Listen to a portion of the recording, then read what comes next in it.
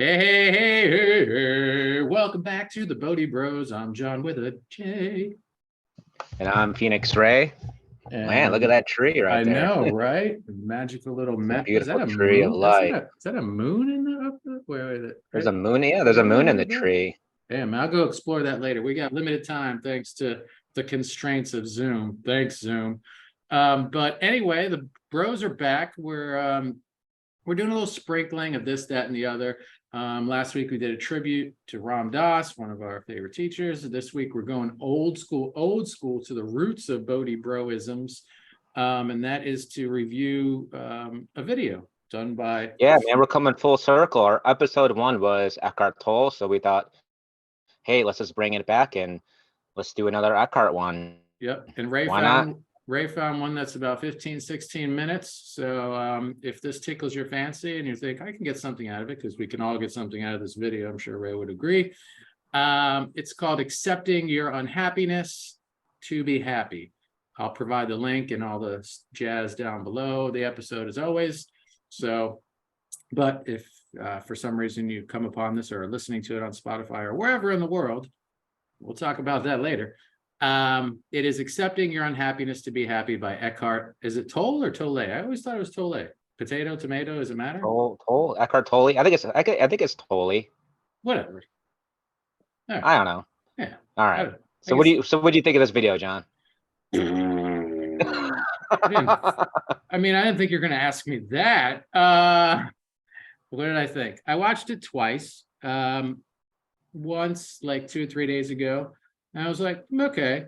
I dissociated so much during it. I don't know if it's him and Ray and I joked before the episode started. Yeah. We didn't have any sweater vests to wear in honor of Eckhart. But that dude should start a sweater vest line. I'm looking at him over my shoulder on the TV because it's paused up there. And he's just like sitting in his chair, doing his Eckhart thing. And, he just talks very monotone and very like, That's how it is for me. Like I love reading his stuff. I read a couple of his books.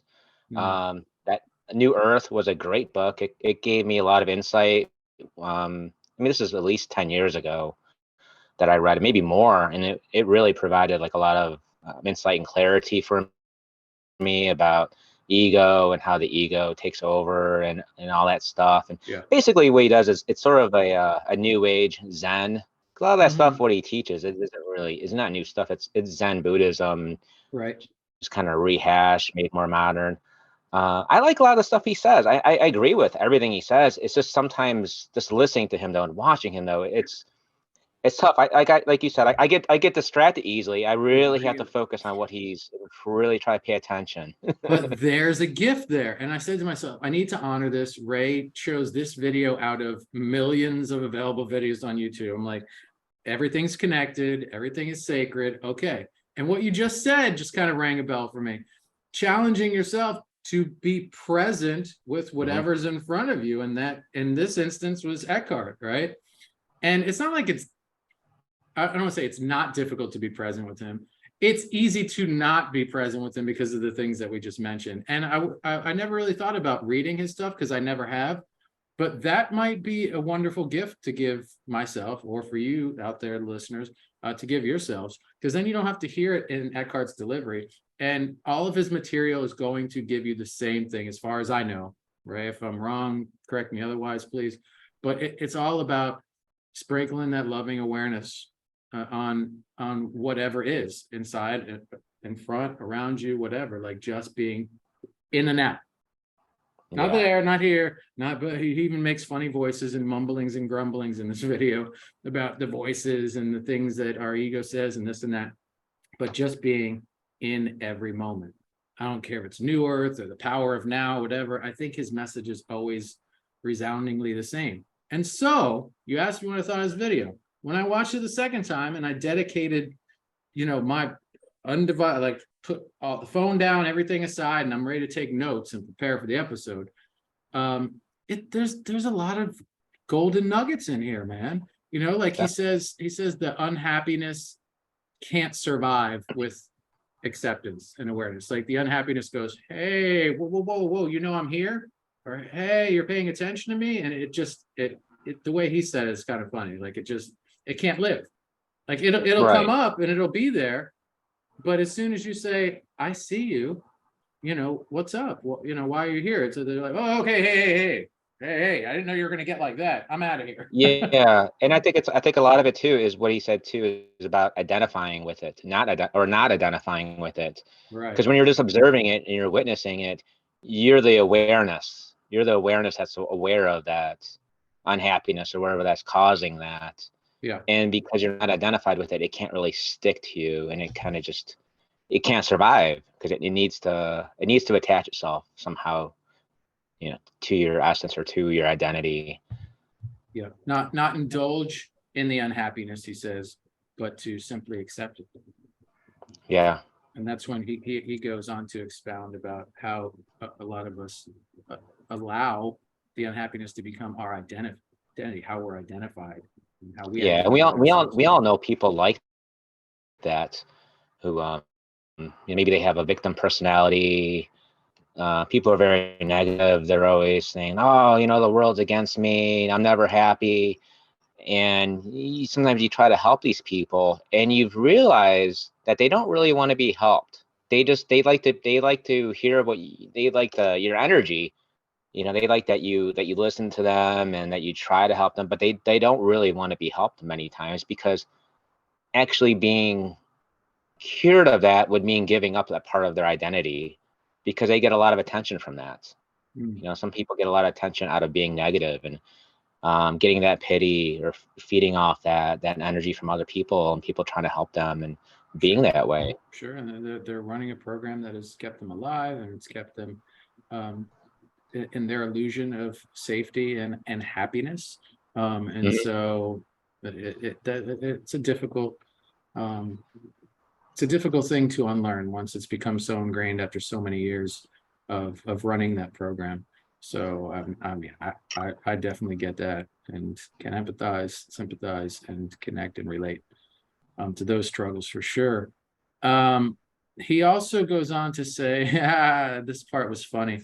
Where is the unhappiness? He's talking about laying in bed and being surrounded by a really fluffy pillow and like a cozy comforter, or like a duvet. And he's like, and then the plant's in the corner. He's like, is the plant unhappy? Is the pillow unhappy? He's like, no, all of these things in and or externally are not. The unhappiness is in your head. It's the narrative that Right. you run, and a lot of this, we understand, but these are a lot of gentle reminders that all of us on this planet, no one is absolved from needing to hear this over and over again through life. And I'll get to a wonderful thing that I saw on Netflix recently that goes into this struggle, if you will. But no one's exempt from it, needing to hear. So this is another reason why Ray and I do these reviews, even if the videos, it's not off the screen anymore. They're kind of timed out on me. I don't know how many years ago this was posted. It doesn't matter. It doesn't matter when it was first posted, if it was in the 70s or whatever. It's these type of messages are always going to be relevant. Yeah, because of the simplicity of it, and because because the message is coming back to you. Right. I think this is a good back to basics type of video that that you could put on, and maybe you already know this stuff, but sometimes it's good to hear it again and have that reminder about what this is all about. Yep, it's poetry from another author. It's a beautiful landscape by another painter, a classical piece by another composer. The message may be the same, but it's a different voice, a perspective, a delivery. And for some of us, maybe we listen to Eckhart and we can't get anything out of it, or we don't connect. For other of us, like, he is our rock star. So that's another reason to watch these videos and see like where, what station you want to tune into. Yeah, what resonates with you. Yeah. And he does, I'm going to skip ahead in my notes here because this part's just, it's the end. The end is, and I don't want to give away too much for those that are watching it. So I'll give you like the Cliff Notes version of it the best I can, because it's not a lot. But just to get into it, it relates to that book that I was reading, the Untethered Soul. Hmm. Remember that? Yeah. Yeah. And part of that book that talks about getting to that place of consciousness in you, that light, that is the everlasting part of you, that doesn't have anything to do with any of this. It's constant and forever, right? Your deeper essence. Oh, your deeper essence. There we go. And Eckhart, again, different poet, same message. He calls it the deep I. Now there's the surface I, which are like, and the deep I is the ocean. That's what he Hmm. uses as the metaphor, right? The surface I are the ripples and the waves, right? And the other people out there, the other ripples and the waves, and he makes some jokes about that, but I'll leave that for you, the listener, if you want to dive into the world of Eckhart. Um, and he says that the thinking that, what does he say? Hold on, let me get this right. Thinkers are, oh, when you get below the surface, he said, and you get, away from all the chatter and all the other people and the things external, and you embrace that you are, in essence, the ocean and this vastness of just potential possibility, et cetera, energy, all that stuff, right? That thinking resides and something else remains that's very deep and that is formless. And that can be called, quite simply, a presence. And I Yeah. thought that really touched me, man. I was like, that's the nugget here. And he closed Yeah. with it. Good.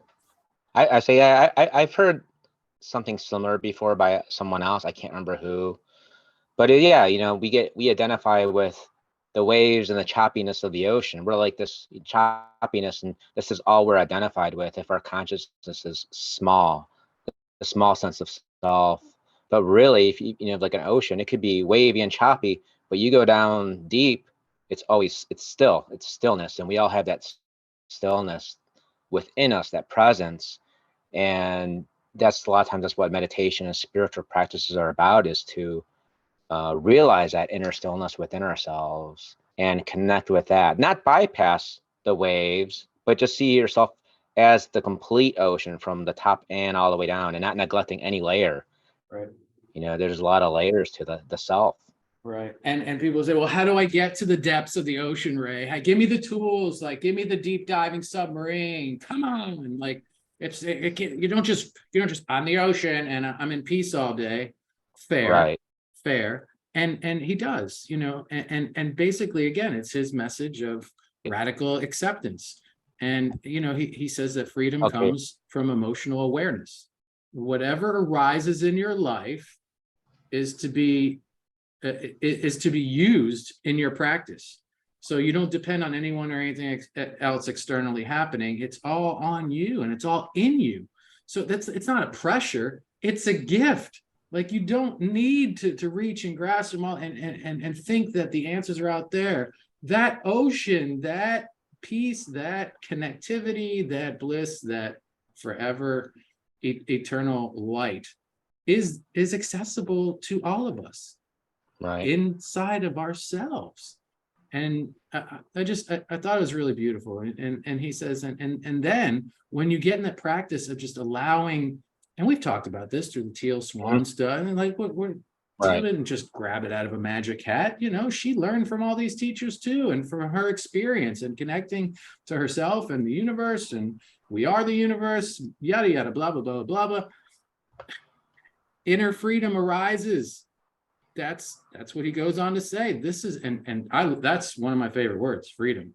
I live and thirst for pure freedom in all aspects and walks of my life. And it's a huge, so when someone says freedom, I'm like, I'm listening. Teach me. What else? How can I expand freedom? What else can I do to be more free? And he says that's awakening. And it really is. And I'll connect it to, because I love to connect the dots. I just, Netflix, I'm like, give me something to watch, because I don't want to, I just want to be entertained right now. And it's Jonah Hill's new thing where he does this documentary with his psychiatrist. And the psychiatrist's last name is Stutz, Stutz. I'll put a link in the description down below too. And he just loved how this doctor helped save his life and gave him all these tools. And he's like, I want to give this to the world. And for anyone that needs it, that can't access it, afford it, whatever, I want to give them the tools that you gave me. And there's a genuine love between these two men. And it's a beautiful story. I don't want to give away anything, but one of the things that they talked about, one of the tools, and I thought it was really neat. Like this man has given Jonah all of these things that he can access inside of himself to make his life, for lack of a better word, air quotes, better. And he said there's three things that we all have to embrace that are just going to be concrete in all of our lives. And that's, there's always going to be some type of pain, not daily, but there's always going to be pain. You can't get rid of, I'm never going to have pain again, right? There's always going to be some type of uncertainty, and you're always going to have to do the work. Yeah. Kind of reminds me a little bit of like the Buddha's, what was it, those precepts or something like that, like life is suffering, basically the same thing. There's always going to be pain, and I don't remember the other ones though, but Right, yeah, right. I mean, that's true. Uncertainty. And what was see, the other one? Another to uncertainty, pain, and the work. Yeah. Like, so you just, like, and he, during the documentary too, John's like, oh, this is really, really tough. And he's like, it's going to keep being tough, man. Like he's just being real. Like, it's not, there's no magic pill that makes it all go, but that's what you learn, is that stuff is not bad. It's all okay. And it's all a gift, because it's all life. And without these things, without the pain, without the uncertainty, without the work, there's no sense of contrast. If that didn't exist, there would be no reason, room, or rhyme for expansion, right? Yeah. There No wouldn't be the purpose. highs Yeah. or the lows. It would just all be low. Or it would just be high, and then everything would explode. Well, that's why like that's this why a lot tree. of the mystics say that we came into this to experience duality, because you don't know light without dark. You don't know good without evil. So we had to come here in order to experience that, so we know the other. That's what I think. That's Alan Watts said that.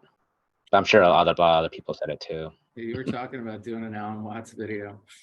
What Yeah. happened? What happened? You couldn't find something that, you No, decided I could have found something, but I wanted to make sure what the first video that we did. Yeah.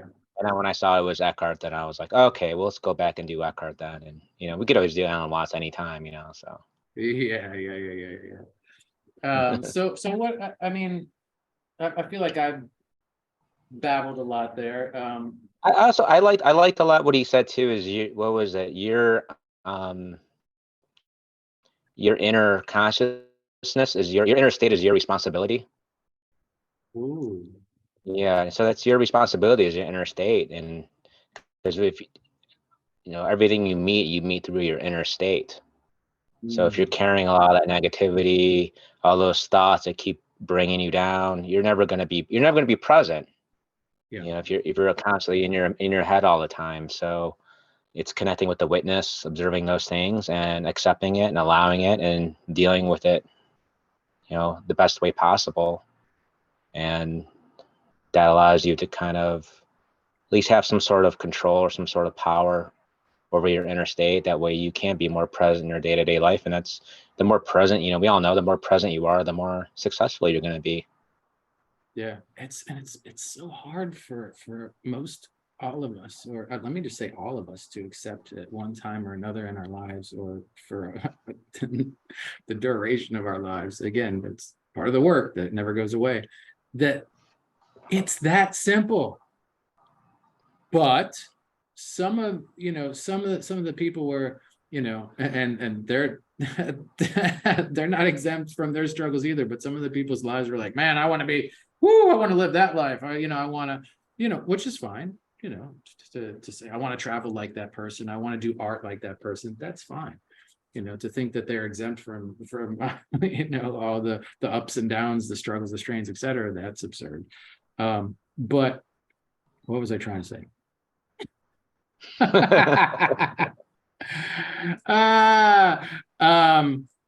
Oh man, I lost my train of thought because I looked at the damn notepad. That's why. Well, I'll say this though, Yeah, even though this video is sort of a review for a lot of us, yeah. like you said, it's simple, and a lot of Oh, us that's know this nice.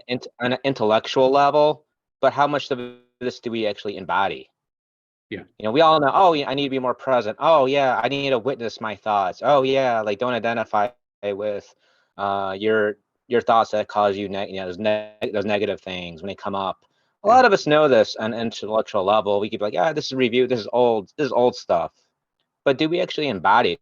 Do we actually do this though? That's a big difference because a lot of us gets to be like, oh yeah, it's simple, but then something in life happens. Could be, something tragic. Could be a breakup. Could be you lose your job. Whatever that is, that causes you that stress happens. This is when videos like this become very important. Yeah, And a lot of times sometimes with videos like this, they may seem very basic and very beginner, yeah. because but they are profound because a lot of times we're always looking for something more Else. complex. We I think know. if we find something more complex, that's the real stuff. Right, I want the advanced version of spirituality. right, right. I want to raise my kundalini. I want to, Yeah. talk I want to tap into about my body Akashi experience. records and like, Yeah, I want to, yeah, yeah. Which all that stuff is grand, and it's fine. we're not making fun of anything because we've done it all, and we continue to have those elements as part of our life, um, in one way or Right, another. but I think but you need a good foundation before you could even get to that stuff. And this This video is kind of gives you that Yeah, and that's foundation. yeah, and I remember what I was going to say about comparing our lives to others and stuff like that or whatever. And I wasn't saying to do that. I was saying that when you see these interviews or people that you revere or whatever, a lot of them give you the secret sauce that Ray just did. They attribute their accomplishments, their accolades, whatever, to being in the moment and finding a way to be very present with their work.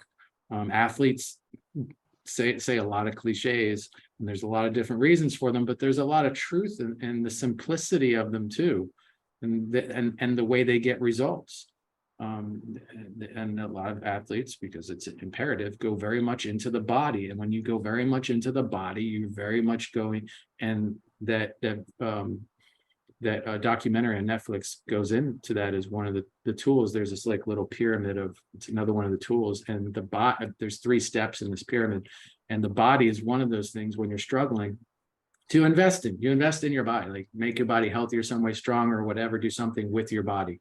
And that movement helps. It's just one of those no-brainers. Like I'm going to move but the stagnation can't, if you're moving your body, you're working your body, you're investing in your body, that you're creating movement.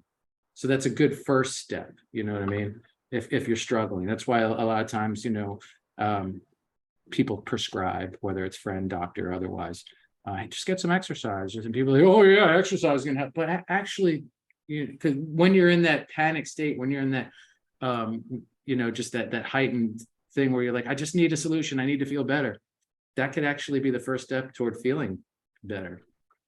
Yeah, Is the body. healing And is what, like, three-dimensional. It's not all, mind, body, spirit, it's all interconnected. So yeah, if you got to start somewhere, and if you start with the body, to me, I think that's sometimes the easiest, because we could all do something physical. It doesn't always have to be very strenuous, but we could always just get moving, start walking, yeah, start moving your energy. because And that that sometimes loosens that's up the what gets the threads. ball rolling. Yeah, and that it's like you're warming up, and that loosens up the threads to access the emotional strain you're going through, and to maybe see it a little more clearly and connect with it in a way that's workable versus like I can't. And so that the body's kind of like the gateway into a next step to having a better relationship with all this stuff that emotionally and spiritually is going on with you. And I will say this before I forget, he does, as many teachers do, but he did it without saying it once. The thread of familiarity that weaves itself through this episode, and much of his work, and a lot of the other teachers that we adore, is what you resist persists. And so when Yeah. he's talking about emotions and stuff and unhappiness, if you don't, let's go back to the title of the episode. To be happy, we have to accept the unhappiness. Don't push it away, deny, disown, suppress, or whatever, all that stuff. But hey, you know, I see you. Be with what is. You could just call it that. Be with what is, and whatever is coming up, whatever that is. And if it's sadness, if it's anxiety, if it's depression, if it's horniness, whatever that is, be with it. Yes, I love how you sprinkled horniness in there. That is a Bodhi Bros moment right there. I feel like that's a soundbite that we Yeah. would use for like an advertisement or something. People are like, Yeah. what? So for me, I think this is a good video to like put on, like if you're wanting to take a nap and you're kind of tired and you're like, you put this on, you kind of lay down, get comfortable, you have a blanket and maybe you have a fireplace going and put this on and just kind of let it take you. And maybe if you drift off, it'll kind of reach into your subconscious. Yeah, because I guarantee in less than 5 minutes you'll be sound asleep. If you do all the things that Ray said, you're gone, man. Like focus on his sweater vest and you'll be drooling before you know it. Yeah. So hey, let's talk about I guess I haven't gotten the warning yet, which is shocking because it is 3:30. We started at 3. Whatever. Maybe we're getting some bonus time today. But yeah, so Spotify popped up today and gave me a 2022 in review. And we haven't been as active this year as last year, but this was sometimes you don't know what you don't know. And I didn't know because I haven't been paying attention to metrics or looking for them. But here was Spotify going, here you go. Here's a little bag of depression for you. But it wasn't. It was actually very inspiring. Dude, in this year, we were in 47 countries, Ray. There's the 10-minute warning. Yeah. 47 countries. That's heartwarming, man. The top You still 5. with us, Morocco? Morocco's, yeah, right. Oh, I hope so. Morocco, what's up? The top 5 are US, Australia, the UK, Ireland, and Canada. Thank you, top 5. Boop, boop, boop, boop, boop. Our followers, despite our 4-month sabbatical, were up 33%. Wow. Right? So funny, we tried less and got more followers, right? Which was crazy. We did 11 episodes, which for us was sad because I mean, we talk about doing an episode every week. That's what we're set up for. So instead of 52 episodes, we averaged less than 1 a month. But again, we were gone for 4 months and we had shit to do. We did 355 minutes of new content. And this said that was 85% more, 89% more than everybody else in our category, which is education. Wow. So I guess because we do long episodes, long content. Right. So maybe, someone else has 300, minutes of content or 300 videos, that are all a minute each. So anyway, you know what I'm saying. Anyway, and then the final thing dude, this was such an honor, man. And Ray, this just talks to how you said, all I want to do is reach one person, and that's a success, to me. And yeah, I'll echo that sentiment. We're not looking for fame. That would be fun, and we can do lots of cool shit. We could do lots of cool shit without fame. And in fact, we could probably do more or different cool shit before fame than after fame, because then it's a different type of cool shit, because then you have to deal with fame and blah, blah, blah. You know what I mean? So 49 people have us as their top 10 podcasts. Wow, thank you. Yeah, and what they listen to and how much time they spend. 23 have us in their top 5. And there are 7 people in the world, man. Morocco, I wonder if that's you. Let us know. That we're their number 1 podcast. 7. Wow. There are 7. So we haven't touched 1. Well, we've touched at least 49. We're not even my number 1 podcast. It's fucked up, man. I'm just joking. I know. Well, I mean, it's rare that I'll watch an episode back. I mean, we know the episode, but we're gonna watch it back again. I used to do Yeah. that just to make sure I don't that. like watching myself, so I don't really. Yeah, most I'm people sure say there's that. probably something there that I need to like explore and Right, right. Maybe one day. Yeah. one day. So, all right. Based on, we got like what, 6 minutes left. That's what I wanted to cover. Let's take this time to just do what we normally do, and let's stream of consciousness thing. So video review done, analytics celebrations done. What feels good to talk about in this last 5 minutes for you? Let's see. I had an interview for a healing center. Oh shit. All right. Yeah, so this is a healing center that it's not going to be it's not completed yet. They said probably around February. So I went there and met with the two owners, and it seemed like it went very well. I know the one owner already has a center that's geared more towards helping, I guess, more like mental type stuff. I can't remember exactly what she does. I like kind of like trauma relief. When I explained the completion process, she says like what she does sounds like very similar. And then there was some sort of, I don't know, I don't remember what she said, but it was some sort of mechanism that does something too that helps you with anxiety. It sounds like it's some sort of, maybe like some sort of frequency machine or something like that. I don't remember exactly what, but yeah, I went down there. I told my story. I told them that we do a podcast too, the Bodhi Bros.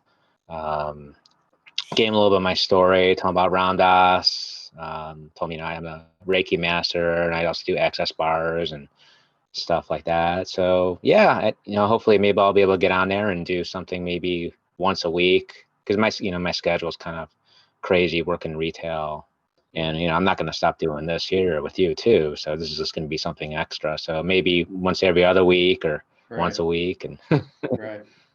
so it'd be nice to go out there and help others. That's what I'm doing it for. I think everybody in spirituality gets called to service at some point in their journey.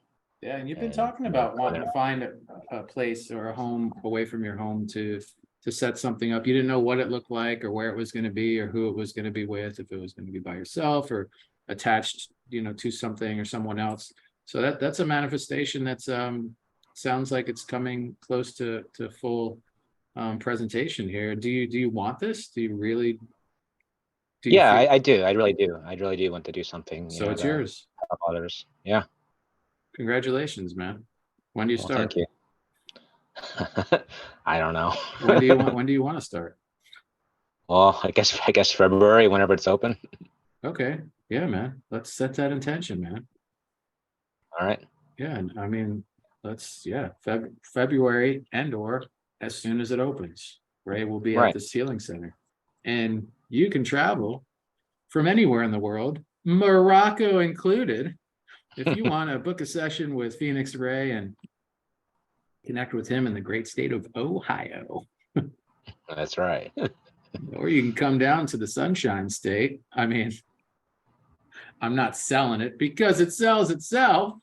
I'm still hoping that Ray will join me down here one day on the Treasure Coast. I imagine a scene from like Shawshank Redemption where I'm like, just sanding a boat or something. Yeah, that's what I picture it too. I'm gonna come up there on the beach and it's gonna be like. And I'm like, oh man, he finally. You should hide like where you're gonna be, like under some like rock. So I have to go find it and. What, Ray? What's hilarious about this is what makes you think I haven't already. If you ever come down to Florida, a big rock, a rock that doesn't belong there. Right. I'll be like looking over my shoulder too. Right. With us, it would be like on some beach somewhere, and it would be this big like amethyst or something. You're like, well, he made that pretty obvious. Like, I can't believe this rock is still there. Like someone didn't grab it. Right. But maybe that's part of the mystery. Maybe it's a rock underneath a rock. But then how would you find the rock beneath the rock if someone took the amethyst? Clearly I have some Shawshank work to do. And I haven't planted that seed yet, man. But challenge accepted. We will have our Shawshank and beach moment, because there are no beaches on Ohio. Wherever. Well, by the lake, but Right. Parting thoughts. Let's do that with 2 minutes. You go first.